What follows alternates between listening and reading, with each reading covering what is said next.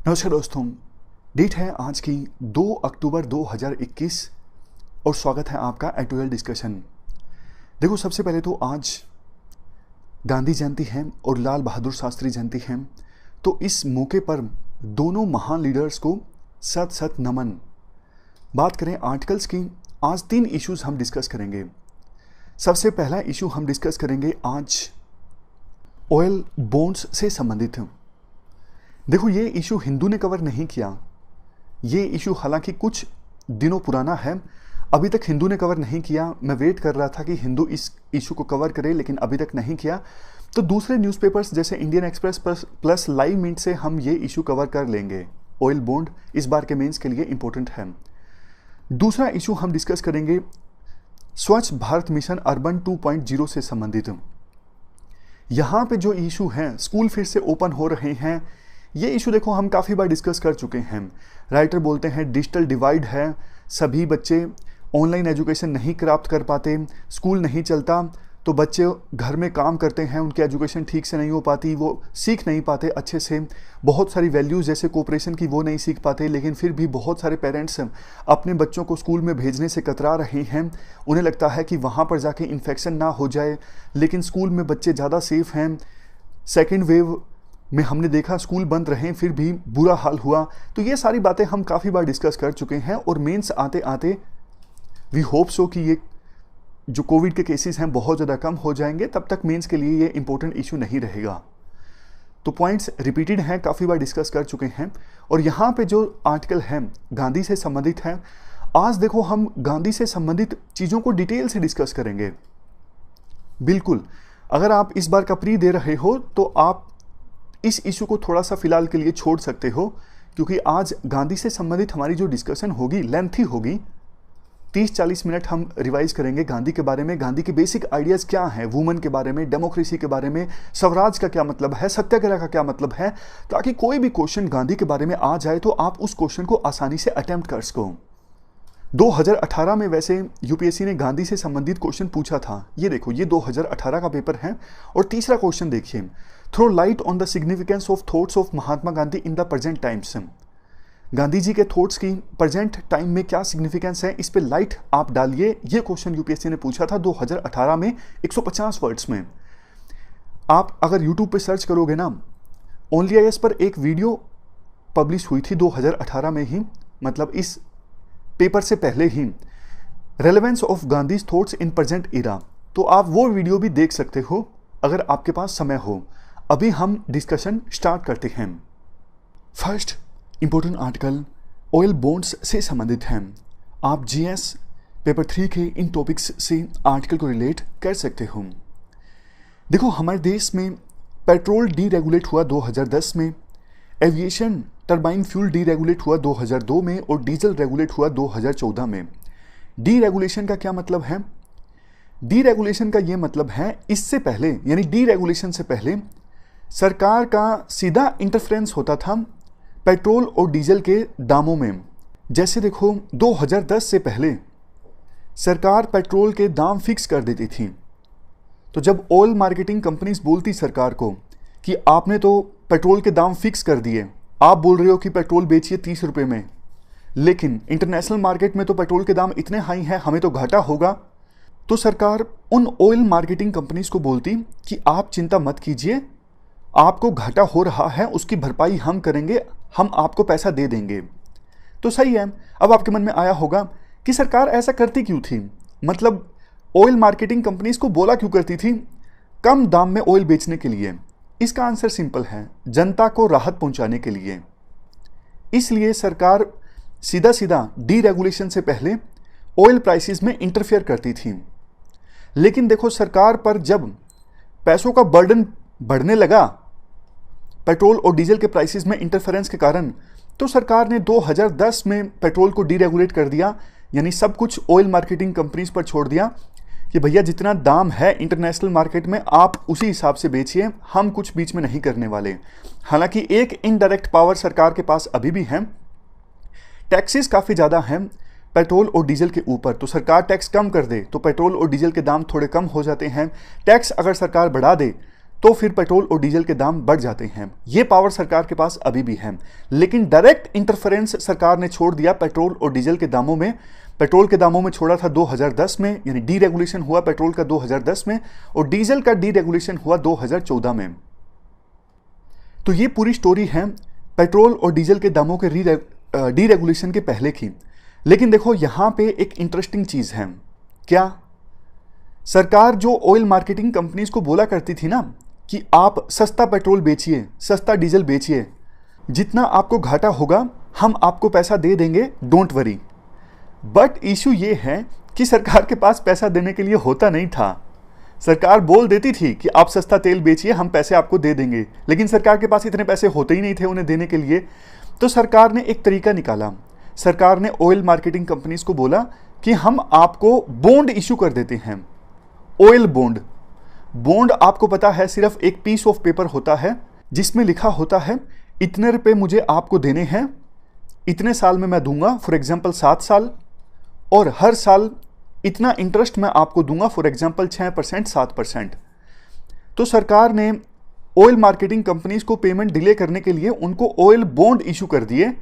तो उस समय तो सरकार का पीछा छूट गया, क्योंकि इमीडिएट पैसे देने की आवश्यकता थी नहीं, ऑयल बॉन्ड इशू हो गए, और ऑयल बॉन्ड की मैच्योरिटी फॉर एग्जांपल 10 सालों की है। तो अब देखो वो 10 सालों के लिए जो ऑयल बॉन्ड इशू किए गए थे ना, उनका मैच्योरिटी टाइम अब आने लगा है। एनडीए की सरकार के बाद तो ऑयल बॉन्ड इशू नहीं हुए, क्योंकि उससे पहले ही पेट्रोल और डीजल के जो दाम है वो डीरेगुलेट हो गए थे। लेकिन यूपीए की सरकार के दौरान जो ये ऑयल बॉन्ड इशू किए गए थे, उनकी मैच्योरिटी का टाइम अब धीरे धीरे आ गया है। तो अब वो प्रिंसिपल भी लौटाना पड़ेगा सरकार को इन ऑयल मार्केटिंग कंपनीज को। टोटल देखो उस समय 1,30,000 करोड़ के ये ऑयल बॉन्ड इशू किए गए थे, जिसका मैच्योरिटी टाइम यहां पे लिखा हुआ है 2021, 23, 24। इतना डिटेल में आपको याद रखने की आवश्यकता नहीं है। इन 1,30,000 करोड़ का सरकार ने जो ऑयल बॉन्ड इशू किया, उसका इंटरेस्ट भी सरकार ने भरा है, क्योंकि इतने समय तक प्रिंसिपल नहीं लौटाया ना, तो इंटरेस्ट तो सरकार को भरना ही पड़ रहा है। अब कंटेस्ट ये है, सरकार ने बोला है, जो हमारी फाइनेंस मिनिस्टर है निर्मला सीतारमण ने बोला है, हम पेट्रोल और डीजल के दाम इसलिए कम नहीं कर पाते क्योंकि हमें प्रीवियस गवर्नमेंट के द्वारा जो ऑयल बॉन्ड इशू किए गए थे ना, वो पैसा भी लौटाना है, उनकी मैच्योरिटी का टाइम अब आ रहा है। इस वजह से हमारे पास इतना पैसा नहीं है कि एक तरफ हम ऑयल मार्केटिंग कंपनीज को भी पैसा लौटा दें ऑयल बॉन्ड का, और दूसरी तरफ जनता के लिए भी हम टैक्स कम कर दें। तो ये बोला है निर्मला सीतारमण ने। अब देखो ये एस्पेक्ट आता है, इन ऑयल बॉन्ड्स को इशू करने के पीछे सरकार का रैशनल क्या था, लॉजिक क्या था। अब एक चीज तो आपको सीधा सीधा पता है, सरकार के पास पैसे ही नहीं थे, मजबूरी थी ऑयल बॉन्ड्स को इशू करना। दूसरा देखो, सरकार ये चाहती थी अभी फिस्कल डेफिसिट ना बढ़े, क्योंकि उस समय फाइनेंशियल क्राइसिस भी तो आए थे ना। तो सरकार ये चाहती थी कोई बात नहीं, पैसा हम बाद में लौटा दें, अभी एक लेवल से ज़्यादा फिस्कल डेफिसिट नहीं बढ़ना चाहिए, इसलिए अभी ऑयल बॉन्ड्स इशू कर देते हैं ताकि इमीडिएट हमें पैसा ऑयल मार्केटिंग कंपनीज को ना देना पड़े। तीसरा, जनता को देखो राहत पहुंचानी जरूरी थी, इसीलिए सरकार इंटरफेयर करती थी ना पेट्रोल और डीजल के दाम में। सरकार क्या कहती थी ऑयल मार्केटिंग कंपनीज को कि आप तेल सस्ता बेचिए ताकि कम से कम जनता को राहत पहुंचे, और आपका जो घाटा होगा उसकी भरपाई हम कर देंगे। तो ये रैशनल था। बट इश्यूज क्या थे? सबसे पहला तो देखो, ये तो वही बात हो गई ना, अभी आपको पैसे नहीं लौटाने पड़ रहे हैं, बाद में तो लौटाने पड़ेंगे ना। ओवरऑल जो सरकार का डेट है, कर्ज है, वो तो इंक्रीज हुआ ही है ना। दूसरा, ये तो वही बात हो गई कि आप प्रेजेंट जनरेशन जो है उन पर थोड़ा बर्डन कम कर रहे हो, लेकिन आने वाली जो जनरेशन है उस पर तो बर्डन ज्यादा रहेगा ना। यानी आप बर्डन को पास ऑन कर रहे हो नेक्स्ट जनरेशन के लिए। 10 साल पहले की जो जनरेशन थी, मतलब 10 साल में जनरेशन का फर्क तो नहीं आ गया है, कहने का मतलब है कि 10 साल पहले आपको पैसे नहीं देने पड़े, 10 साल बाद अभी तो आपको पैसे देने पड़ रहे हैं ना। या तो पैसे माफ हो जाएं तो अलग बात है, बस आपने ये बर्डन जो है वो थोड़े टाइम के लिए डिले कर दिया। नेक्स्ट चीज देखो, अगर आप कोई इंफ्रास्ट्रक्चर डेवलप कर रहे हो, उसके लिए आपने कोई लोन लिया है, तो देखो अच्छी बात है, कम से कम आप इंफ्रास्ट्रक्चर डेवलप कर रहे हो और इससे देश को फायदा होगा। इंफ्रास्ट्रक्चर से ईज ऑफ डूइंग बिजनेस अच्छा होगा, देश की इकोनॉमी में इसमें वैल्यू कंट्रीब्यूट हो रही है, तब तो अच्छा है। आपने कुछ किया नहीं उस पैसों का, बस आपने फिजिकल डेफिसिट को कम करने के लिए ऑयल बॉन्ड इशू कर दिए। लॉन्ग टर्म वैल्यू तो कुछ नहीं है ना। अगर सरकार देखो लोन लेती है इंफ्रास्ट्रक्चर डेवलप करने के लिए, कम से कम इसकी लॉन्ग टर्म वैल्यू तो है। तो ये इश्यूज और कंसर्न्स हैं। सजेशंस क्या हैं? फर्स्ट सजेशन है कि आप ग्रीनर इकोनॉमी की तरफ शिफ्ट हो जाओ, मतलब कि रिन्यूएबल सोर्सेज ऑफ एनर्जी पर आप ज़्यादा फोकस करो। दूसरा, सब्सिडी बर्डन को आप रैशनलाइज कर दो। देखो, सरकार पेट्रोल और डीजल के दाम कम करती है तो इसका फ़ायदा सबको होता है, चाहे वो अमीर हो गरीब हो। अब अमीर लोग जिनके पास देखो महंगी महंगी गाड़ियां हैं, वो अपनी गाड़ियों में पेट्रोल और डीजल डलवाते हैं, तो सरकार जो सब्सिडी देती है उसका लाभ तो उन्हें भी हो रहा है ना। तो सरकार सब्सिडी बर्डन को रैशनलाइज करे, यानी जिन लोगों को सब्सिडी का फायदा होना चाहिए उन लोगों को ही हो। नेक्स्ट, देखो इस प्रकार से ऑयल बॉन्ड इशू करना ये लॉन्ग टर्म सॉल्यूशन नहीं है, मतलब अभी तो सरकार कर ही नहीं रही है, पहले जब कर रही थी ये लॉन्ग टर्म सॉल्यूशन नहीं था, क्योंकि वही बात कि आप बर्डन को फ्यूचर जनरेशन्स को ट्रांसफ़र कर रहे हो। तो एक बैलेंस सरकार को इस्टेब्लिश करना चाहिए, ताकि रिसोर्स कंस्ट्रेंट्स हैं सरकार के पास, अच्छी बात है, राहत पहुंचानी है वो भी अच्छी बात है, लेकिन दोनों चीज़ों के बीच में सरकार एक बैलेंस इस्टेब्लिश करें। तो ये हमने पूरा इशू डिस्कस किया ऑयल बॉन्ड्स से संबंधित। चलते हैं आगे। इसके बाद नेक्स्ट आर्टिकल स्वच्छ भारत मिशन अर्बन फेज 2 के बारे में है। आप जीएस पेपर 2 के इस टॉपिक से आर्टिकल को रिलेट कर सकते हो। क्या कंटेस्ट है? गांधी जयंती से पहले प्रधानमंत्री मोदी ने स्वच्छ भारत मिशन अर्बन और अमृत यानी Atal mission for rejuvenation and urban transformation का फेज 2 लॉन्च किया। 7 साल पहले स्वच्छ भारत मिशन लॉन्च हुआ था। अब 7 साल बाद सेकेंड फेज प्रधानमंत्री मोदी ने स्वच्छ भारत अर्बन का लॉन्च किया है। देखो, ऑलमोस्ट 100 साल पहले गांधी जी इन चीज़ों पर फोकस किया करते थे, सैनिटेशन पर, साइंटिफिक वेस्ट मैनेजमेंट पर, लेकिन 100 साल बाद भी हम हमारे देश में ये चीज़ें नहीं इंश्योर कर पाए हैं।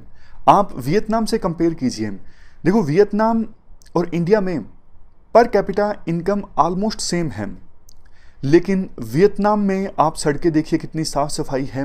वियतनाम में वहाँ की जो सिटीज़ हैं उनकी कैपेसिटी काफ़ी ज़्यादा है वेस्ट को मैनेज करने की, लेकिन इंडिया में वो कैपेसिटी नहीं देखने को मिलती सिटीज़ की।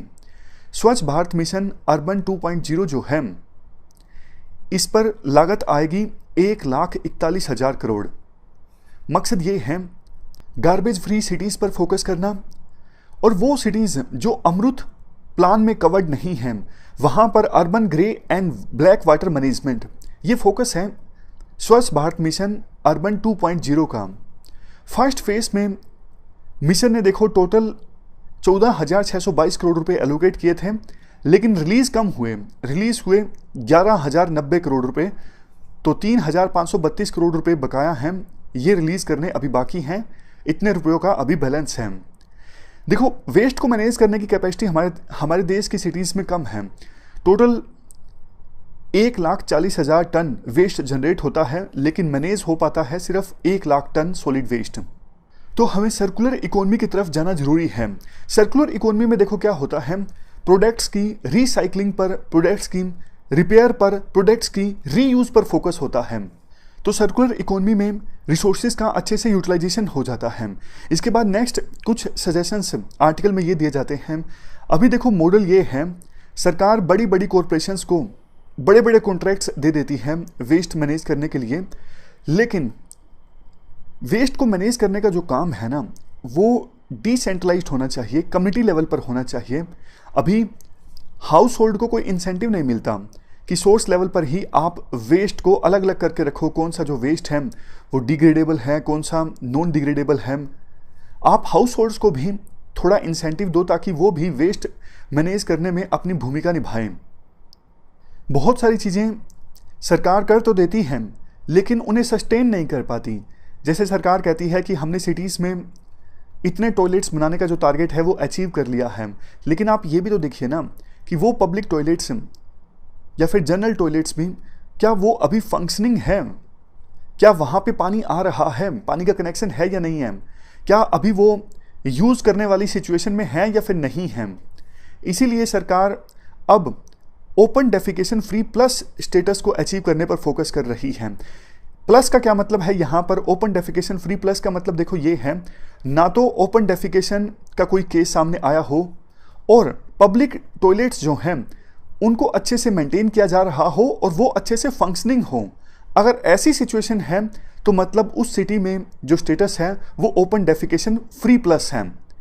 प्लस का मतलब यहाँ पे ये है, no record of open defecation, plus में जो पब्लिक टॉयलेट्स हैं वो मेंटेन्ड हो और फंक्शनिंग हालत में हो। लास्ट में देखो एक बात ये बोली जाती है कि जो सरकार का ये स्वच्छ भारत मिशन अर्बन 2.0 है ना, इसमें सरकार कहती है कि हम 4700 अर्बन लोकल बॉडीज़ में 100% टेप वाटर की सप्लाई करेंगे, नल से जो पानी आता है उसकी सप्लाई करेंगे और 500 अमृत सिटीज़ में सीवरेज और सेप्टेज की व्यवस्था करेंगे। देखो ये इस बात पे भी डिपेंड करता है कि लाखों लोग तो ऐसे हैं जिनके पास हाउसिंग फैसिलिटी ही नहीं है, वो टेम्परेरी स्ट्रक्चर में स्लम्स में रहते हैं। तो सरकार अगर अच्छी रेंटल हाउसिंग व्यवस्था उनके लिए करती है तो बाद में ये जो टारगेट्स हैं इनको अचीव करना और ज़्यादा आसान हो जाता है। तो ये हमने स्वच्छ भारत मिशन से संबंधित आर्टिकल को डिस्कस किया। चलते हैं आगे। अब लास्ट में देखो हम गांधी से संबंधित चीज़ों को रिवाइज करते हैं। आज गांधी जयंती है तो गांधी से संबंधित जो बेसिक्स चीज़ें हैं उनको हम डिटेल से रिवाइज कर लेते हैं। गांधी का जन्म हुआ था 1869 में और डेथ होती है 1948 में। गांधी को महात्मा के नाम से जाना जाता है। टाइम्स मैगजीन की एक सर्वे के अनुसार गांधी जीसस क्राइस्ट के बाद सेकंड मोस्ट पॉपुलर पर्सनैलिटी हैं। देखो गांधी ने स्पेशली पॉलिटिकल फिलोसफी के ऊपर कुछ लिखा नहीं है। गांधी के जो विचार हैं काफ़ी ज़्यादा स्कैटर्ड हैं। स्कैटर्ड मतलब जैसे उनकी एक बायोग्राफी है, ऑटोबायोग्राफी है जिसका नाम है माई एक्सपेरिमेंट्स विद ट्रूथ, जो 1929 में आई थी। इसके अलावा उन्होंने काफ़ी सारे लेख लिखे हैं। तो इन सब चीज़ों से हमें गांधी के विचारों को पता लगता है। गांधी ने तो डिनाई किया था कि गांधीज़म के नाम से कोई स्कूल ऑफ थॉट है भी। इवन प्रोफेसर हुमायूं कबीर भी यही कहते हैं। गांधी को हम पॉलिटिकल फिलोसफर नहीं कह सकते कन्वेंशनल सेंस में, जबकि दूसरी तरफ विपिन चंद्रा का ये मानना है गांधी ग्रेट साइकोलॉजिस्ट थे क्योंकि वो मासिस के सेंटिमेंट्स को, साइकोलॉजी को आसानी से समझ लेते थे। स्ट्रेटजी बहुत अच्छी बनाते थे गांधी, कब किसी मूवमेंट को शुरू करना है, कब किसी मूवमेंट को ख़त्म करना है, वो एक्सपर्ट थे इस चीज़ में। और पॉलिटिशियन बहुत ही ज़बरदस्त थे। जैसे जैसे देखो टाइम बीता, हमें ये एहसास होता गया गांधी के जो विचार हैं उन विचारों की एप्लीकेशंस हैं हर एक फील्ड में, इकोनॉमिक फील्ड में, सोशल फील्ड में, पॉलिटिकल फील्ड में। तो धीरे धीरे गांधी के जो विचार थे वो अपने आप एक आइडियोलॉजी की शक्ल लेते गए, गांधीज़म। समझ गए? यानी धीरे धीरे जैसे जैसे टाइम बीता गया हमें एहसास होता गया गांधी के विचारों में एक पूरा उनका वर्ल्ड व्यू झलकता है, किस प्रकार के वर्ल्ड की उन्होंने कल्पना की थी। इवन कुछ लोग ऐसे हैं जो अपने आप को गांधीयन बताते हैं, तो हम ये तो नहीं कह सकते कि गांधीज़म जो है वो एग्जिस्ट ही नहीं करता है as a school of thought. Gandhi पर इन्फ्लुएंस किसका देखने को मिलता है? सबसे ज़्यादा इन्फ्लुएंस गांधी के ऊपर है देखो उनकी माता का। उनकी माता जी बहुत ही ज़्यादा रिलीजियस थी, धार्मिक थी। इसके अलावा गांधी जी बहुत से धर्मों से इंस्पायर होते हैं, for example Vaishnavism, Jainism, Christianity. कुछ और लोग जिनसे गांधी इन्फ्लुएंस्ड हैं, for example Leo Tolstoy, Thoreau, John Ruskin, Edward Carpenter. हम बात करें गांधी की एपिस्टोमोलॉजी क्या है। देखो एपिस्टोमोलॉजी का मतलब होता है स्कूल ऑफ थॉट या फिर थ्योरी ऑफ नॉलेज। मतलब गांधी किस स्कूल से संबंध रखते हैं, लिबरल हैं, सोशोलॉजिस्ट हैं, मार्क्सिस्ट हैं, किस स्कूल से हैं? इसका आंसर है post modernism. Gandhi post modernist हैं। पोस्ट मॉडर्निज्म में हमने क्या डिस्कस किया था याद कीजिए, फूको, डेराइडा, वो सब पोस्ट मॉडर्निस्ट हैं। अगर देखो हम गांधी की पॉलिटिकल फिलोसफी की बात करें तो हम गांधी को मोरल एनार्किस्ट कह सकते हैं। बाद में आएगा उन्हें मोरल एनार्किस्ट क्यों कहा जाता है। हम गांधी के इन थॉट्स को डिटेल से डिस्कस करेंगे। गांधी ने नॉन वायलेंस के ऊपर क्या कहा है, सत्याग्रह के बारे में क्या कहा है, उनका सत्याग्रह का कंसेप्ट क्या है, स्वराज का कंसेप्ट क्या है, सर्वोदय का कंसेप्ट क्या है। गांधी मॉडर्न सिविलाइजेशन को किस प्रकार से क्रिटिसाइज करते हैं, गांधी की थ्योरी क्या है, एंड मीन्स की राइट्स एंड ड्यूटीज़ के बारे में गांधी के क्या व्यूज़ हैं, और सबसे लास्ट में स्टेट डेमोक्रेसी और वुमेन एजुकेशन के बारे में गांधी के क्या व्यूज़ हैं। एक एक करके इन सबको हम डिटेल से डिस्कस करेंगे। सबसे पहले हम बात करते हैं नॉन वायलेंस की। नॉन वायलेंस देखो एक प्रकार से कोर प्रिंसिपल है गांधीज्म का। गांधी कुछ भी कहते हो, नॉन वायलेंस को वो हर एक मैटर में प्रायोरिटी देते हैं, तो आप कह सकते हो नॉन वायलेंस फंडामेंटल प्रिंसिपल है गांधीज्म का। जैसे देखो हम धर्म को फॉलो करते हैं, किसी धर्म के रिचुअल्स को फॉलो करते हैं, उसी प्रकार से नॉन वायलेंस गांधी के लिए एक मैटर ऑफ रिलीजन था। गांधी के अनुसार लाइफ का ऑब्जेक्टिव है सच को समझना या फिर गॉड को समझना। गांधी के लिए truth is equal to God था, यानी भगवान is equal to God. Gandhi कहते थे हर एक पर्सन का ऑब्जेक्टिव ये है लाइफ में सच को समझना। और गांधी के लिए देखो जो एंड और मीन्स थे वो कंटिन्यू थे। हम बाद में ये डिस्कस करेंगे, ये अलग से गांधी की थ्योरी है, क्या रिलेशनशिप है गांधी के अनुसार एंड और मीन्स के बीच। गांधी कहते थे एंड और मीन्स को आप अलग करके नहीं देख सकते। आप यूं नहीं कह सकते कि सिर्फ एंड सर्व होना चाहिए, मीन्स कुछ भी हो। गांधी कहते थे नहीं, मीन्स जो मीन्स और एंड्स हैं वो आपस में जुड़े हुए हैं। अगर आपका लक्ष्य राम राज्य स्थापित करना है, अगर एंड राम राज्य स्थापित करना है, तो आपके जो मीन्स हैं वो सैटनिक मीन्स नहीं हो सकते, मतलब शैतान वाले मीन्स नहीं हो सकते। करना आपको राम राज्य स्थापित है, लेकिन जिस एक्शन की सहायता से आप राम राज्य स्थापित करना चाहते हो वो शैतान वाले मीन्स हैं, शैतान वाले एक्शंस हैं, ऐसा पॉसिबल नहीं है। गांधी काफ़ी ज़्यादा प्रभावित थे जीसस क्राइस्ट से। जीसस क्राइस्ट के बारे में कहा जाता है कि वो एक प्रकार से सिंबल हैं लव एंड ह्यूमैनिटी के, और गांधी भी यही कहते हैं। नॉन वायलेंस का मतलब देखो सिर्फ फिजिकल सेंस में नहीं है कि आप किसी को नुकसान नहीं पहुंचा रहे हो तो ये सिर्फ नॉन वायलेंस है। नॉन वायलेंस का मतलब पॉजिटिव सेंस में भी है। पॉजिटिव सेंस में नॉन वायलेंस का मतलब क्या है, आप लव स्प्रेड करते हो, आप भाईचारा स्प्रेड करते हो, आप ह्यूमैनिटी के लिए काम करते हो, तो ये पॉजिटिव नॉन वायलेंस है। समझ गए।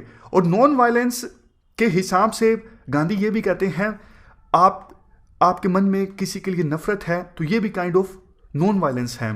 आप इन्वायरमेंट को नुकसान पहुंचाते हो, बहुत ज़्यादा जो मैटेरियलिज्म का कल्चर है, बहुत ज़्यादा चीज़ों को आप कंज्यूम करते हो, ये भी काइंड ऑफ एक नॉन वायलेंस है। तो नॉन वायलेंस की डेफिनेशन काफ़ी ज़्यादा ब्रॉड थी गांधी के लिए। गांधी कहते थे कि देखो वैसे मुझे अल्टीमेट ट्रूथ नहीं पता है कि अल्टीमेट ट्रूथ है क्या। गांधी कहते थे लेकिन मुझे ये पता है अहिंसा यानी नॉन वायलेंस का रास्ता अख्तियार करके ही कोई पर्सन गॉड को समझ सकता है। गॉड इज इक्वल टू अर्थ ट्रूथ, यानी नॉन वायलेंस का सहारा लेकर ही कोई पर्सन सच को जान सकता है, यानी ट्रूथ को जान सकता है।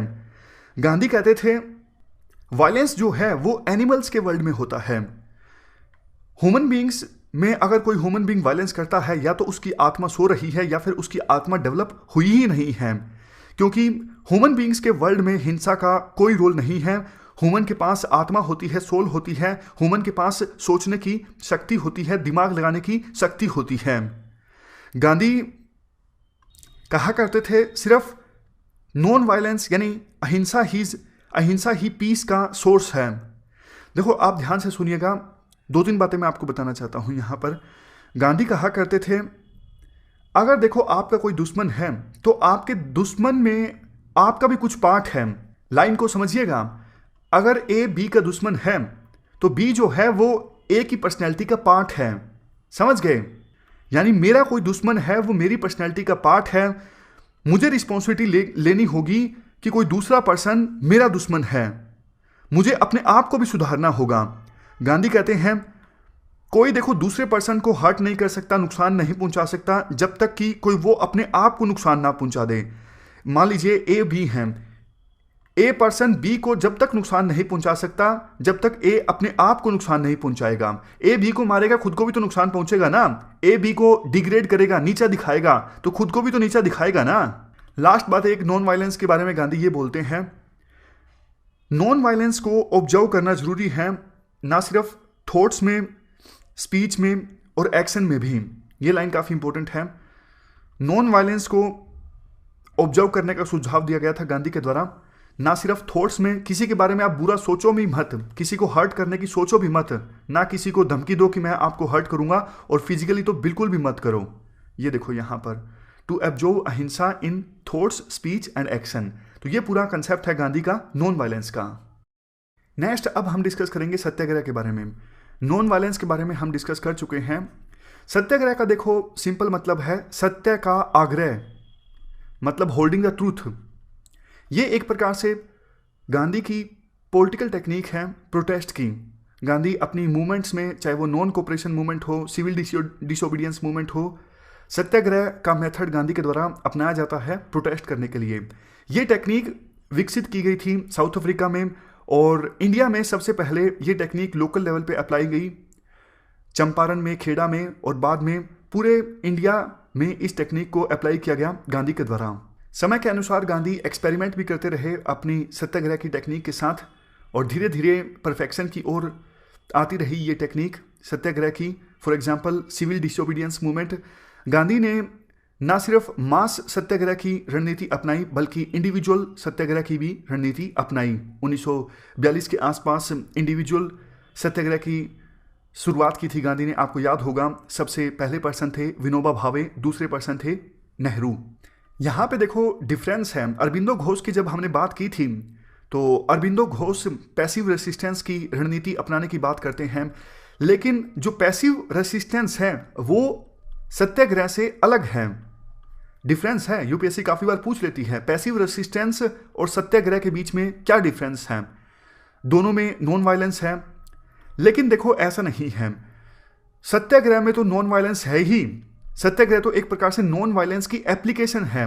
सत्याग्रह के कोर में है नॉन वायलेंस, यानी मैटर ऑफ फेथ है नॉन वायलेंस सत्याग्रह के लिए। लेकिन दूसरी तरफ पैसिव रेसिस्टेंस में वायलेंस को यूज नहीं किया जा रहा है। हो सकता है सिचुएशन की वजह से, मतलब जिस पर्सन के द्वारा पैसिव रेसिस्टेंस को अपनाया जा रहा है, नॉन वायलेंस उस पर्सन के लिए मैटर ऑफ फेथ नहीं है। बस यूं है कि वो पर्सन अभी फिलहाल कमजोर है, उसके पास ताकत नहीं है, इसलिए उस पर्सन के द्वारा वायलेंस का इस्तेमाल नहीं किया जा रहा है। समझ गए? यानी सत्याग्रह के कोर में है नॉन वायलेंस, लेकिन पैसिव रेसिस्टेंस के कोर में नॉन वायलेंस नहीं है। सिचुएशन ऐसी है इसलिए नॉन वायलेंस है पैसिव रेसिस्टेंस में। नेक्स्ट डिफरेंस, पैसिव रेसिस्टेंस में देखो सामने वाले को दुश्मन माना जाता है, लेकिन सत्याग्रह में ऐसा नहीं होता।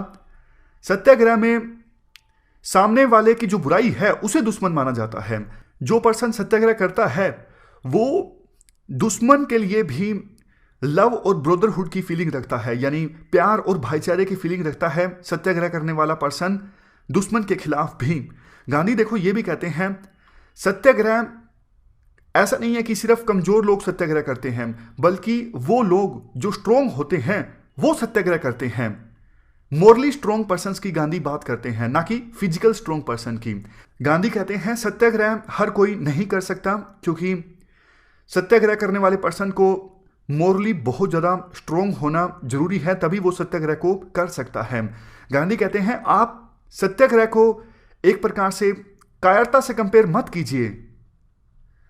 सत्याग्रह करने वाला पर्सन कायर नहीं है, वो बहुत ज़्यादा स्ट्रोंग है, वो मोरली स्ट्रोंग है, बेशक फिजिकली वो स्ट्रोंग हो या फिर ना हो। गांधी ये भी कहते हैं कायरता और वायलेंस में से, दोनों में से, यानी कायरता और वायलेंस दोनों में से किसी एक का चुनाव करना पड़े तो वो चुनाव करेंगे वायलेंस का। समझ गए? ये ध्यान देने वाली बात है यहाँ पर, क्योंकि कायरता को तो बहुत ही बुरा मानते हैं गांधी। गांधी कहते हैं कायरता और वायलेंस दोनों में से अगर कहोगे कि मुझे एक चीज का चुनाव करना है तो मैं वायलेंस का चुनाव करूंगा, कायरता का चुनाव मैं नहीं करूंगा। अब नेक्स्ट बात यह आती है कि गांधी ने सत्याग्रह का इस्तेमाल क्यों किया। इसका आंसर देखो ये है, गांधी एक बहुत महान पॉलिटिशियन थे। गांधी जो भी काम करते थे उसके बारे में व्यू पॉइंट ऐसा बना देते थे, larger than life view point. जैसे वो भारत की आज़ादी के लिए लड़ रहे थे, तो गांधी ने ये कहा हम जो भी लड़ाई लड़ रहे हैं भारत की आज़ादी के लिए, ये सच की लड़ाई है। गांधी ने इस लड़ाई को स्पिरिचुअलाइज कर दिया था। गांधी ने कहा था ये धर्म युद्ध है, ये सच की लड़ाई है और इसे हम जीतेंगे। मासेस को मोटिवेट करने के लिए इस प्रकार की बातें गांधी के द्वारा बोली गई थी। गांधी ने कहा था हमारा जो स्ट्रगल है फ्रीडम के लिए, ये स्ट्रगल सच के लिए है और अल्टीमेटली इसमें इंडियंस ही जीतने वाले हैं, क्योंकि इंडियंस सच के साथ हैं। धर्म युद्ध की इस लड़ाई में हम धर्म की तरफ हैं। तो इस प्रकार से हमने गांधी के सत्याग्रह के कंसेप्ट को समझा।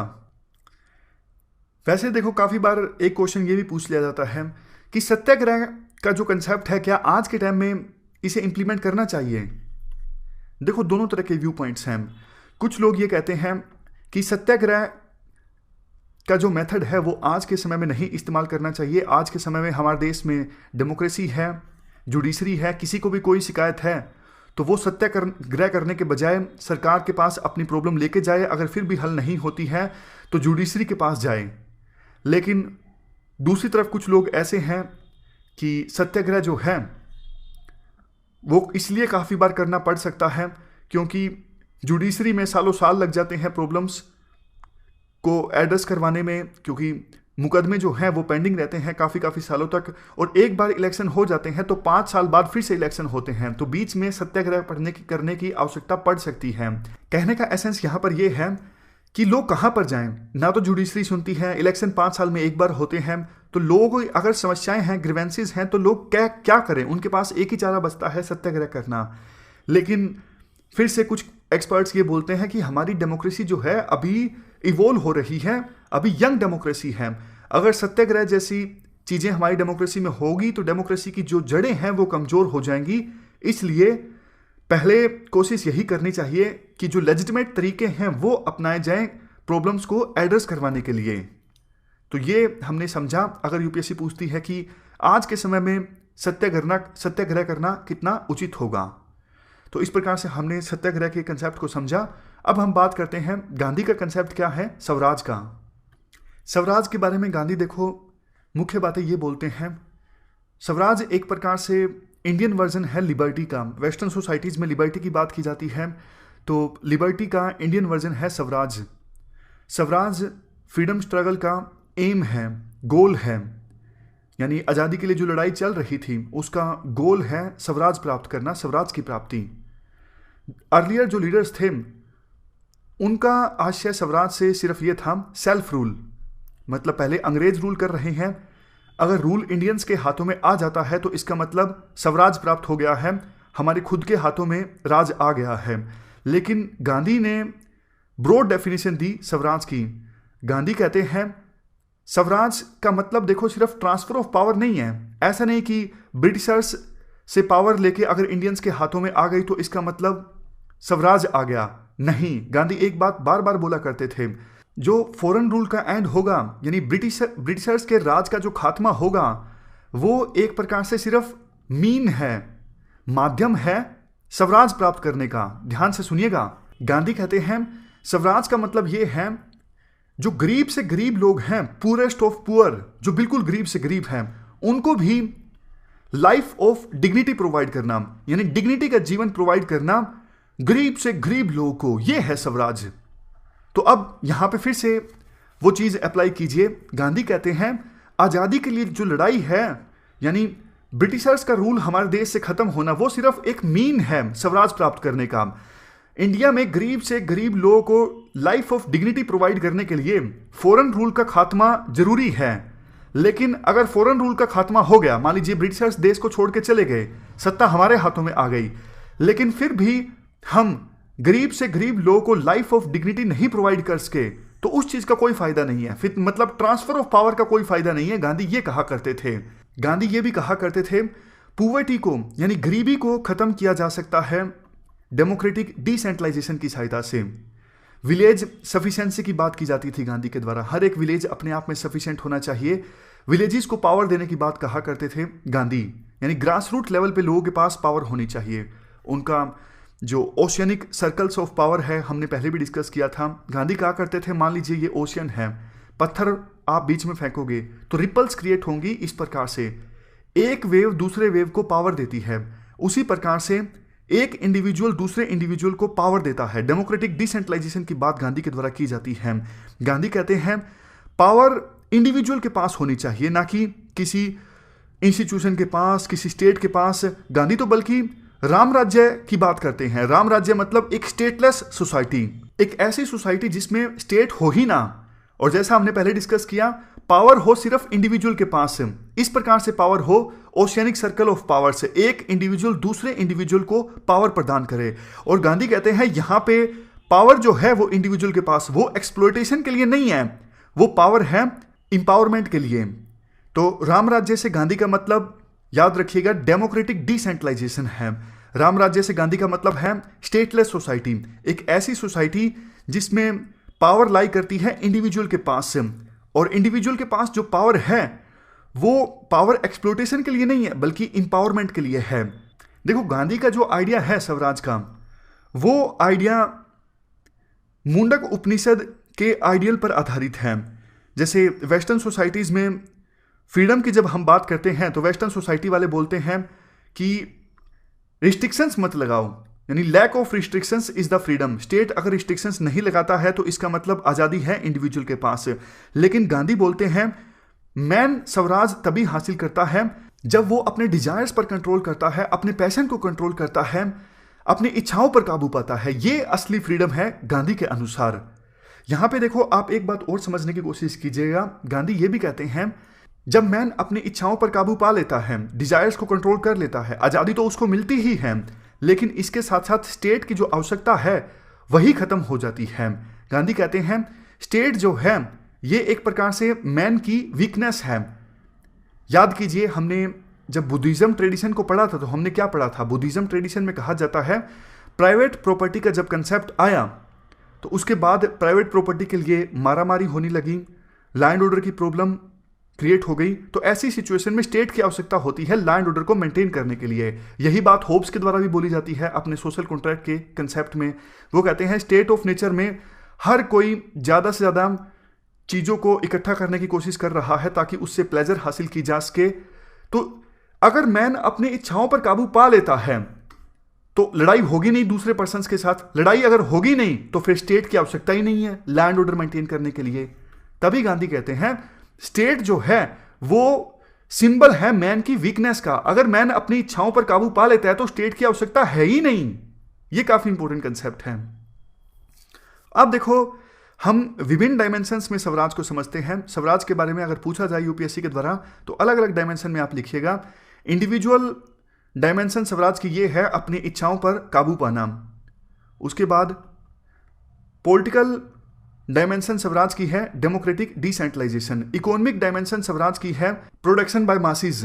यहां पे एक बात आप ध्यान दीजिएगा, गांधी कहते हैं मासिस अगर प्रोड्यूस करेंगे तभी देखो एम्प्लॉयमेंट मिलेगा। अगर मशीनों से बड़े स्केल पे प्रोडक्शन होगा तो अनएम्प्लॉयमेंट आएगा, गरीबी और ज़्यादा आएगी। तो प्रोडक्शन बाय मासिस पे फोकस करते हैं गांधी, ना कि मास प्रोडक्शन पे, यानी मशीनों की सहायता से ज़्यादा प्रोडक्शन हो। ये बात गांधी को अच्छी नहीं लगती है। गांधी कहते हैं प्रोडक्शन बाय मासिस होना चाहिए।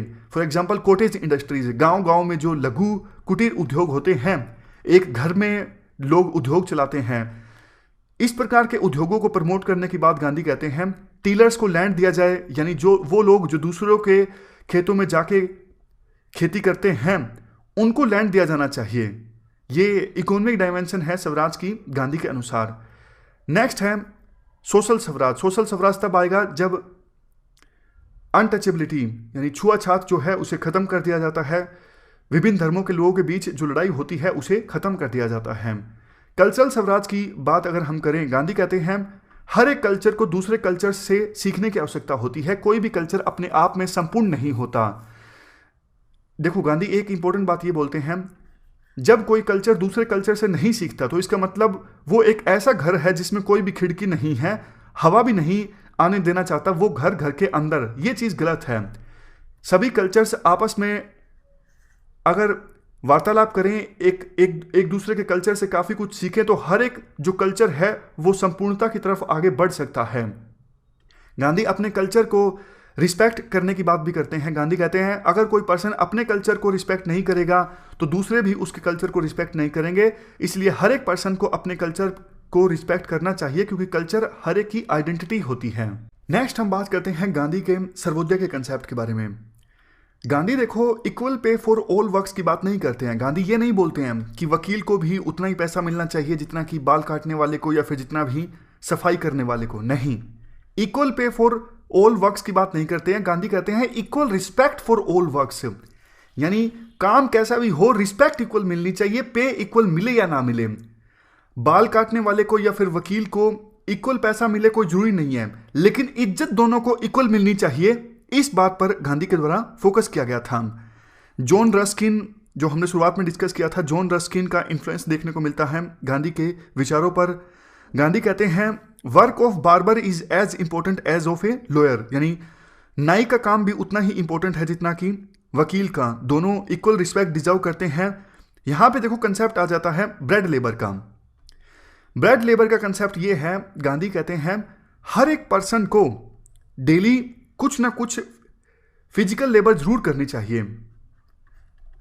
अगर हम बाहर जाते हैं कुछ फिजिकल लेबर करते हैं तो हमें पता लगेगा। वो लोग फॉर एग्जांपल मजदूर जो कंस्ट्रक्शन के काम में दिहाड़ी पर जाते हैं, डेली सामान उठाते हैं, हमें पता लगेगा कि वो लोग जो डेली फिजिकल लेबर करते हैं सुबह से रात तक, उनको कितना दर्द होता होगा फिजिकल लेबर में। समझ गए? यानी हर एक पर्सन को डेली कुछ ना कुछ फिजिकल लेबर का काम जरूर करना चाहिए। ऐसा करके हर एक पर्सन ये जानेगा कि जो लोग फिजिकल लेबर करते हैं, फिजिकल लेबर करके अपनी जीवन याचिका चलाते हैं, उनको कितना दर्द होता होगा, दिन भर वो काम करते हैं। इससे होगा क्या? इससे देखो ये होगा हमारे अंदर भी एक प्रकार से इज्जत डेवलप होगी, रिस्पेक्ट डेवलप होगी मैनुअल लेबर जो लोग करते हैं उनके प्रति। तो ये गांधी का कंसेप्ट है ब्रेड लेबर का। गांधी देखो ये भी कहते हैं, गांधी के सर्वोदय का मकसद देखो ये है मासिस को, यानी लोगों को लाइफ ऑफ डिग्निटी प्रोवाइड करना। इसके लिए गांधी कंस्ट्रक्टिव प्रोग्राम भी सजेस्ट करते हैं कैसे मासिस को यानी जनता को लाइफ ऑफ डिग्निटी प्रोवाइड की जा सकती है। गांधी कहते हैं लैंड रिफॉर्म्स लाओ और टीलर्स को लैंड दो। वो लोग जिनके पास कोई लैंड नहीं है, वो दूसरों के खेतों में जाके काम करते हैं, उनको लैंड दिया जाए। दूसरा कॉटेज इंडस्ट्री, लघु उद्योग, जैसे गांव में अपने घरों में कुछ काम किया जाता है तो उसे कॉटेज इंडस्ट्री कहते हैं। घरों में जो उद्योग चलते हैं, हालांकि अभी तो काइंड ऑफ कॉटेज इंडस्ट्री की डेफिनेशन भी चेंज हो गई है, इसे आप लघु उद्योग कह सकते हो, स्मॉल लेवल पे जो उद्योग होते हैं।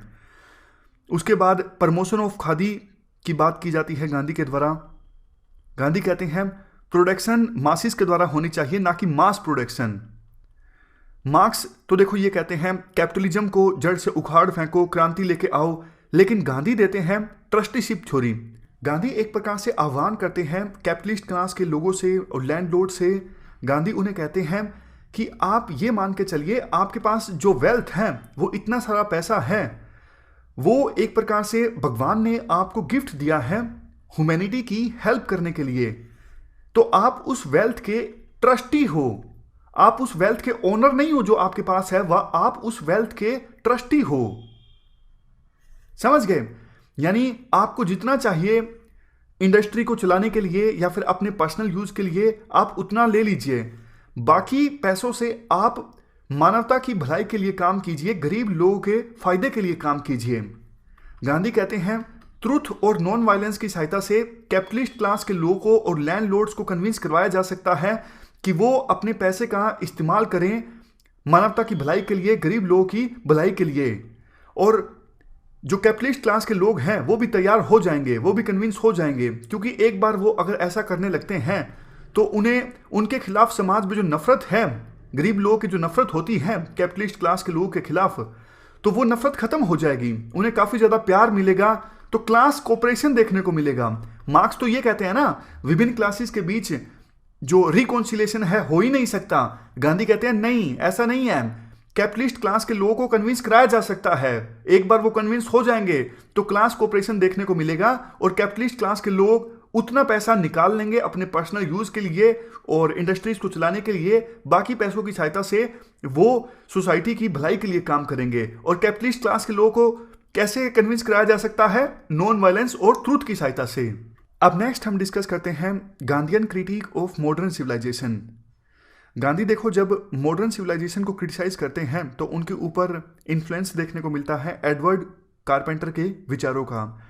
एडवर्ड कारपेंटर ने यह कहा था कि मॉडर्न जो मेडिसिन है उसका बहुत ही बुरा प्रभाव पड़ रहा है ह्यूमन की हेल्थ पर।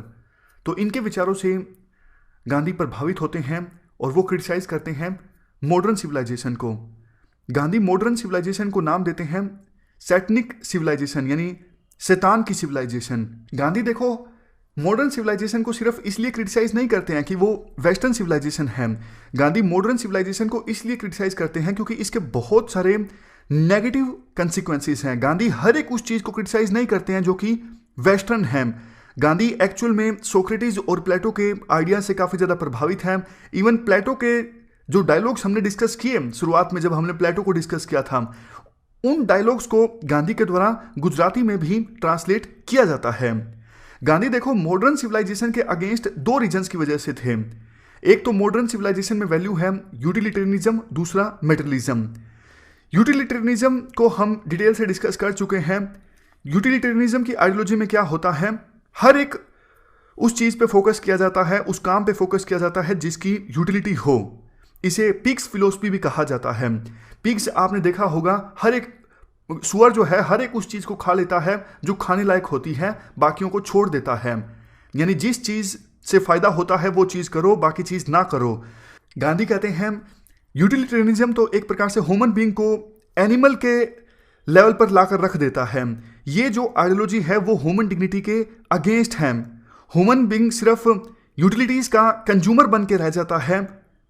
यूटिलिटेरियनिज्म की आइडियोलॉजी से अगर चलता रहता है, एथिक्स के लिए कोई रिस्पेक्ट नहीं रहती उन लोगों में जो यूटिलिटेरियनिज्म को फॉलो करते हैं। समझ गए? अगर देखो कोई पर्सन ऐसा है जो इस आइडियोलॉजी को फॉलो करता है, उसको लगता है कि इस काम से फायदा हो रहा है, बेशक किसी की डिग्निटी हर्ट होती हो, बेशक किसी को नुकसान पहुंच रहा हो, वो पर्सन केयर नहीं करेगा, वो एथिक्स देखेगा ही नहीं। वो सिर्फ ये देखेगा काम से फायदा हो रहा है या फिर नहीं हो रहा है।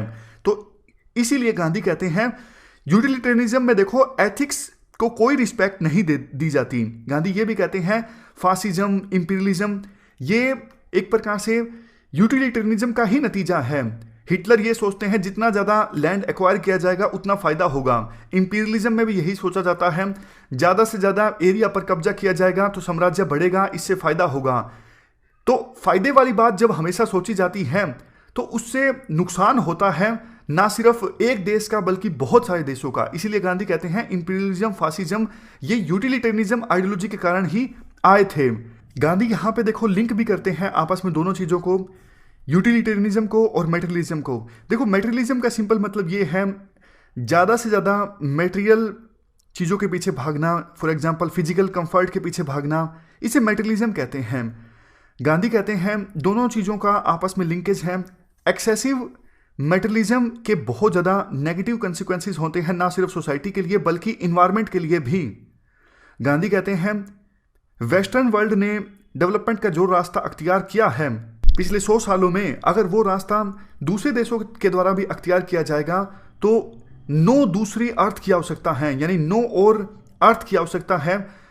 उसी डेवलपमेंट का रास्ता अख्तियार किया जाता है दूसरे देशों के द्वारा, जो रास्ता वेस्टर्न कंट्रीज के द्वारा अख्तियार किया गया है, यानी अपनाया गया है। अब नेक्स्ट आता है Gandhi concept of civilisation. Gandhi कहते हैं सिविलाइजेशन देखो वो नहीं है जो एक मैन को एनिमल के लेवल पर लेके आती है या फिर जो एक मैन को शैतान बना के रख देती है। फिर से बोलता हूं, गांधी के हिसाब से सिविलाइजेशन वो नहीं है जो कि एक मैन को एनिमल बना के रख देती है या फिर शैतान बना के रख देती है। असली सिविलाइजेशन वो सिविलाइजेशन है जो एक ह्यूमन बीइंग को एक बेटर ह्यूमन बीइंग बनाती है, यानी एक इंसान को अच्छा इंसान बनाती है। सिविलाइजेशन इसलिए नहीं होती कि इंसान की आवश्यकताओं की पूर्ति की जा सके। सिविलाइजेशन का मकसद तो ये होता है जिसकी सहायता से इंसान अपनी डिजायर्स यानी अपनी इच्छाओं पर काबू पा सके। गांधी मैकेवली को काफ़ी क्रिटिसाइज करते हैं। मैकेवली की जो विचार हैं उनको क्रिटिसाइज करते हैं। याद कीजिए मैकेवली का क्या कहा करते थे। मैकेवली कहा करते थे पावर और जो एथिक्स हैं वो अलग अलग हैं, यानी इंडिविजुअल लेवल पे पर्सन के जो एथिक्स होते हैं पॉलिटिक्स में उन एथिकल स्टैंडर्ड्स को अप्लाई नहीं किया जा सकता। पॉलिटिक्स में तो एंड जो है वो मायने रखता है, मीन चाहे कुछ भी हो। इस प्रकार की बातें मैकेवली के द्वारा बोली जाती हैं। गांधी कहते हैं वेस्टर्न कंट्रीज के द्वारा दूसरे देशों को जो कॉलोनी बनाया जाता है और वहाँ पे लोगों का एक्सप्लोटेशन होता है और विभिन्न वेस्टर्न कंट्रीज के आपस में बीच में लड़ाई जो होती है दूसरे देशों पर कब्जा करने के लिए, ये और कुछ नहीं है, मैकेवली का जो आइडिया था पावर पॉलिटिक्स का कि पावर ही सब कुछ है और पॉलिटिक्स में एथिक्स का कोई स्कोप नहीं है, मैकेवली के इसी आइडिया पर यह सब कुछ हुआ है। यानी सीधा सीधा मैकेवली को दोषी ठहराया जाता है गांधी के द्वारा। यहाँ पे देखो खास बात यह है, गांधी वेस्टर्न सिविलाइजेशन को इसलिए भी क्रिटिसाइज करते हैं क्योंकि याद होगा ग्राम्स्की को जब हमने डिस्कस किया था, गांधी काउंटर हेगमनी इस्टेब्लिश करना चाहते हैं। ब्रिटेन के लोगों ने जब वो इंडिया में आए तो उन्होंने अपनी हेगमनी इस्टेब्लिश कर ली इंडियंस के माइंड्स में। उन्होंने इंडियंस को बोला कि हम आपको सभ्य बनाने आए हैं, हम आपको मॉडर्नाइज करने आए हैं। तो गांधी एक प्रकार से काउंटर हेगमनी इस्टेब्लिश करना चाहते थे कि आपकी सिविलाइजेशन बेकार है, आप यूं नहीं कह सकते कि हमारी सिविलाइजेशन अच्छी है। गांधी एक प्रकार से लोगों के मन में हम अपनी सिविलाइजेशन की इज्जत पैदा करना चाहते थे ताकि जो ब्रिटिशर्स का रूल है वो गलत न लगने लगे लोगों को। तो ये गांधी का मेन मकसद था। उसके बाद हम बात करते हैं गांधी की क्या थ्योरी है एंड मीन्स के बारे में। गांधी देखो विश्वास करते हैं एंड्स और मीन्स में कंटिन्यूटी होनी चाहिए। मैकियावेली क्या कहा करते थे? मैकियावेली ये कहा करते थे एंड्स मैटर करते हैं, यानी फाइनल रिजल्ट मैटर करता है, चाहे तरीका कुछ भी हो, चाहे एक्शन कैसे भी हो, मीन्स कुछ भी हो, मैटर करता है तो एक ही चीज एंड्स। लेकिन गांधी कहते थे आप एंड और मीन्स को अलग करके नहीं देख सकते, दोनों आपस में जुड़े हुए हैं। गांधी का मानना था बहुत ज्यादा नेगेटिव कंसिक्वेंसेस होंगे इस चीज के अगर आप एंड और मीन्स को अलग अलग करके देखोगे। गांधी इस मामले में गोपाल कृष्ण गोखले के विचारों से काफी प्रभावित हैं। गोपाल कृष्ण गोखले पॉलिटिक्स में स्पिरिचुअलिज्म को इंट्रोड्यूस करने की कोशिश करते हैं और इसी वजह से गांधी गोपाल कृष्ण गोखले को अपना पॉलिटिकल गुरु भी मानते हैं। गांधी को लगता है अगर देखो पॉलिटिक्स में रिलीजन नहीं होगा, एथिक्स नहीं होगा तो ये एक प्रकार से डेथ ट्रैप की तरह है, सब कुछ नष्ट हो जाएगा अगर पॉलिटिक्स में रिलीजन नहीं होगा, एथिक्स नहीं होगा। तो गांधी कहते हैं पॉलिटिक्स में अगर एथिक्स लाया जाता है तो पॉलिटिक्स को लेजिटिमेट बनाया जा सकता है। यहां पर देखो हम सोक्रेटिस के विचारों का इन्फ्लुएंस देख सकते हैं गांधी के विचारों पर। सोक्रेटिस भी तो यही बात बोला करते थे, अच्छी लाइफ जो है वो पॉलिटिकल लाइफ से अलग नहीं है, समझ गए? यानी अच्छी लाइफ पॉलिटिकल लाइफ है, पॉलिटिकल लाइफ अच्छी लाइफ है, दोनों चीजें सेम है। उसी प्रकार से गांधी बोला करते थे पॉलिटिक्स में भी एथिक्स होने चाहिए, पॉलिटिक्स से बाहर भी एथिक्स होने चाहिए। गांधी की एक बुक है हिंद स्वराज, इस बुक में गांधी कहते हैं हम देखो अगर बबूल के बीज बोएंगे तो हम गुलाब के फूल एक्सपेक्ट नहीं कर सकते। इवन जो मूवमेंट्स गांधी के द्वारा चलाई गई थी उनमें भी हम गांधी की इस थ्योरी की झलक देखते हैं। गांधी कहते हैं वायलेंस की सहायता से आज़ादी जो प्राप्त की जाएगी वो आज़ादी किसी काम की नहीं होगी, क्योंकि तरीका जो है वो सही होना चाहिए, तभी एक प्रकार से फाइनल रिजल्ट हम अच्छा एक्सपेक्ट कर सकते हैं। शुरुआत में भी हमने ये डिस्कस किया था, गांधी राम राज्य की कल्पना करते हैं। गांधी कहते हैं अगर आप राम राज्य की कल्पना करते हो तो कैसे आप ये सोच सकते हो राम राज्य को प्राप्त किया जा सकता है शैतान के मेथड से, यानी वायलेंस की सहायता से। तो ये पूरा कंसेप्ट है गांधी का एंड्स एंड मीन्स का। अब नेक्स्ट आता है गांधी के क्या व्यू हैं राइट्स एंड ड्यूटीज के बारे में। गांधी देखो इस मामले में गीता में जो निष्काम कर्मा की थ्योरी है उससे प्रभावित हैं। गीता में कहा गया है कर्म करो फल की चिंता मत करो। गांधी कहते हैं राइट्स और जो ड्यूटीज हैं वो एक दूसरे पर डिपेंडेंट हैं। जब आप अपनी ड्यूटी को परफॉर्म करते हो तब अपने आप आपको राइट्स मिल जाते हैं। जब आप अपनी ऑब्लिगेशंस को यानी ड्यूटीज को परफॉर्म नहीं करते हैं तो आप राइट्स को एक्सपेक्ट मत कीजिए, ऐसा गांधी का मानना था। यहां पे देखो एक बात ध्यान देने लायक है, गांधी इंडिविजुअल्स के लिए पूरी सोसाइटी को सेक्रीफाइस नहीं करते हैं। जैसे वेस्टर्न सोसाइटीज में जो कंसेप्ट है इंडिविजुअल का, एटोमिस्टिक व्यू ऑफ मैन का, हर एक जो मैन है वो अपने आप में सेल्फ सफिशिएंट है, इंडिविजुअल्स को राइट्स देने की बात की जाती है, इंडिविजुअल्स पे फोकस करने की बात की जाती है वेस्टर्न सोसाइटीज में।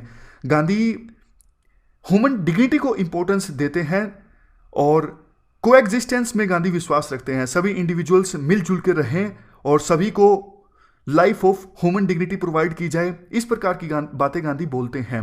तो राइट्स एंड ड्यूटीज के बारे में अगर यूपीएससी क्वेश्चन पूछती है तो आप ये लिखिएगा, गांधी के हिसाब से ड्यूटीज के अंदर ही राइट्स जो हैं वो सम्मानित हैं। जब कोई बंदा अपनी ड्यूटीज को परफॉर्म करता है, अपनी ओब्लिगेशंस को परफॉर्म करता है, तो राइट्स अपने आप आ जाते हैं उस पर्सन के पास। नेक्स्ट हम बात करते हैं गांधी ने क्या कुछ बोला स्टेट के बारे में। गांधी देखो अनार्किस्ट हैं, क्योंकि गांधी स्टेटलेस सोसाइटी की बात करते हैं। वो थिंकर्स जो ये कहते हैं स्टेट होना ही नहीं चाहिए, वो अनार्किस्ट होते हैं। गांधी इस मामले में प्रभावित हैं लियो टोल्स्टॉय के विचारों से। लियो टोल्स्टॉय की बुक है the kingdom of God is with in you.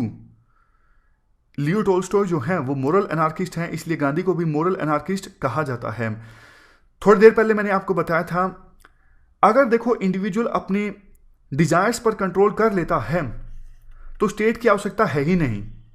मैंने आपको बताया था स्टेट की आवश्यकता क्यों पड़ती है। थॉमस होब्स के अनुसार जब हर एक बंदा प्लेजर के पीछे भागता है, दूसरों की प्रॉपर्टी को हड़पने की कोशिश करता है, कंफ्लिक्ट होता है, तो स्टेट की आवश्यकता होती है लैंड ऑर्डर को मेंटेन करने के लिए। बुद्धिज्म में भी इसी प्रकार की बात बोली जाती है। प्राइवेट प्रॉपर्टी का कंसेप्ट आता है तो आपस में कंफ्लिक्ट होता है मैन का मैन के साथ, तो स्टेट की आवश्यकता होती है लैंड ऑर्डर मेंटेन करने के लिए। गांधी कहते हैं अगर देखो हर कोई अपने आप पे कंट्रोल कर ले, अपनी डिजायर्स पर कंट्रोल कर ले, तो उस सिचुएशन में कंफ्लिक्ट होगा ही नहीं और स्टेट की आवश्यकता होगी ही नहीं। गांधी कहते हैं स्टेट जो है वो एक सोललेस मशीन है, आत्मा नहीं है स्टेट के अंदर। तो प्रिंसिपल जो है अहिंसा का, उसके साथ स्टेट की पटरी नहीं बैठती है, स्टेट कंपैटिबल नहीं है नॉन वायलेंस के प्रिंसिपल के साथ। क्योंकि देखो स्टेट होगा तो पुलिस भी होगी, आर्मी भी होगी। अगर पुलिस होगी, आर्मी होगी, तो वायलेंस का इस्तेमाल तो होगा ही, और गांधी नहीं चाहते वायलेंस का इस्तेमाल हो। इसीलिए गांधी कहते हैं नॉन वायलेंस के प्रिंसिपल के साथ स्टेट जो है वो कंपैटिबल नहीं है। तो सॉल्यूशन क्या होना चाहिए गांधी के अनुसार? सॉल्यूशन देखो ये होना चाहिए, राम राज्य, स्टेटलेस सोसाइटी इस्टेब्लिश की जाए, वहां पे डेमोक्रेटिक डिसेंट्रलाइजेशन हो, ओशियनिक सर्कल ऑफ पावर्स की थ्योरी जो हमने डिस्कस की थी, एक पर्सन दूसरे पर्सन को पावर दे। नेक्स्ट है अब गांधी के व्यूज क्या है एजुकेशन के बारे में। गांधी ने देखो नई तालीम का आइडिया दिया। गांधी के अनुसार हर एक पर्सन को अपनी लाइफ की बुक से सीखना चाहिए। लाइफ में जो एक्सपीरियंस होते हैं उससे पर्सन को बहुत कुछ सीखना चाहिए। हर एक पर्सन के लिए जो जीवन है वो सबसे बेस्ट टीचर होता है, यानी जीवन में अनुभव होता जाता है और पर्सन अपने अनुभव से सीखता जाता है। गांधी के द्वारा वोकेशनल एजुकेशन पे फोकस किया जाता है, अर्न वाइल लर्न, यानी सीखते जाओ साथ साथ कमाते भी जाओ। Gandhi home science, nursing, forestry, इन सब चीज़ों को पढ़ाने पे फोकस करते हैं, ये ज़्यादा इंपॉर्टेंट नहीं है। सबसे लास्ट में गांधी के व्यू वुमेन के बारे में। गांधी ने जो मूवमेंट्स चलाई थी, for example non cooperation movement, civil disobedience movement, इन मूवमेंट्स में देखो वुमेन ने भी एक इंपॉर्टेंट रोल प्ले किया। गांधीयन मेथड्स ऐसे मेथड्स थे जिससे वुमेन का मोबिलाइजेशन देखने को मिला। पॉलिटिकल स्फीयर में भी सोच के देखिए, सोसाइटी उस समय बहुत ज़्यादा पैट्रियार्कल थी, लेकिन गांधी के जो मेथड्स थे वो काफ़ी अट्रैक्टिव थे। गांधी ने नॉन वायलेंस का इस्तेमाल किया, इसलिए वुमेन भी बड़ी संख्या में बाहर निकल के आई और उन्होंने मूवमेंट्स में पार्टिसिपेट किया। गांधी का जो कंस्ट्रक्टिव प्रोग्राम था, जैसे प्रमोशन ऑफ खादी, अनटचेबिलिटी को एंड करना, इसमें भी वुमेन ने अहम भूमिका निभाई। गांधी कहते हैं सीता और द्रौपदी ये वुमेन की आइडियल्स होनी चाहिए इंडिया में, क्योंकि ये दोनों जो हैं, सीता और द्रौपदी, ये मोरल पावर की एक प्रकार से सिंबल हैं। रावण टच नहीं कर सका था सीता को, क्योंकि सीता के पास मोरल स्ट्रेंथ काफी ज्यादा थी। तो ये गांधी के व्यूज हैं वुमेन के बारे में। सबसे लास्ट में गांधी के व्यू डेमोक्रेसी के बारे में ऑलरेडी हम डिस्कस कर चुके हैं। गांधी पार्टीलेस डेमोक्रेसी की बात करते हैं, वो पॉलिटिकल पार्टीज को क्रिटिसाइज करते हैं। गांधी पॉलिटिकल पार्टीज को प्रोस्टिट्यूट्स के साथ कंपेयर करते हैं, वेश्याओं के साथ कंपेयर करते हैं। गांधी का जो आइडिया है डेमोक्रेसी का, वो डेमोक्रेटिक डिसेंट्रलाइजेशन का है, यानी गांव लेवल पे पावर आनी चाहिए, इंडिविजुअल्स के पास पावर आनी चाहिए, ग्रास रूट्स लेवल पे लोगों को इंपावर करना जरूरी है। तो ये हमने गांधी के सभी कंसेप्ट्स को डिस्कस कर लिया। अभी की फिलहाल इस डिस्कशन में इतना ही है। Thank you very much for discussion.